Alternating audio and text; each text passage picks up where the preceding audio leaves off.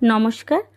আজ শিশুদের জন্য সবজি দিয়ে পাতলা দেশি মুরগির ঝোলের রেসিপি আপনাদের সাথে শেয়ার করছি। আমিও আমার ছেলেকে এইভাবে রান্না করে খাওয়াই। শিশুদের শরীরে প্রোটিনের খুব দরকার, তাই এই প্রোটিন সবথেকে বড় উৎস হলো মুরগির মাংস। তাই সপ্তাহে 2 থেকে 3 দিন আপনার শিশুকে অবশ্যই মুরগির মাংস খাওয়ান।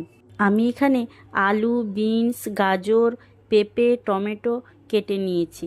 আর নিয়েছি সামান্য পেঁয়াজ, ধনেপাতা, 1 চামচ আদা রসুন বাটা, অল্প জিরে, একটা এলাচ, দারুচিনি 1 টুকরো।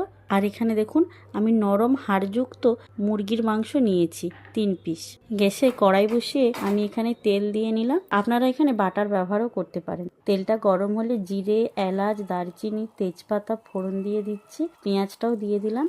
এবার পেঁয়াজটা একটু ভাজা হয়ে গেলে সমস্ত কেটে রাখা সবজিটা দিয়ে দিই। দেখুন সবজিগুলো একটু নাড়াচাড়া করে আমি মুরগির মাংসটা দিয়ে দিলাম। এবার আদা রসুন বাটা, নুন, হলুদ, গোলমরিচ গুঁড়ো দিয়ে ভালো করে কষাতে হবে। এখানে সমস্ত উপকরণ ভালো করে কষানো হয়ে গেছে। এবার আমি জল দিয়ে ঢাকনা দিয়ে দিচ্ছি। এরপর ঢাকনা খুলে সমস্ত সবজি আর মুরগির মাংসটা সিদ্ধ হয়ে গেলে ওপর থেকে ধনেপাতা দিয়ে নামিয়ে নিতে হবে। এবার আপনার শিশুর পছন্দ মতো ভাত বা রুটি বা স্যুপের সাথে আপনি খাওয়াতে পারেন। যেমন টেস্টি হবে তেমন হেলদিও হবে। কমেন্ট করে জানাবেন আমার এই রেসিপিটা আপনাদের কেমন লাগলো।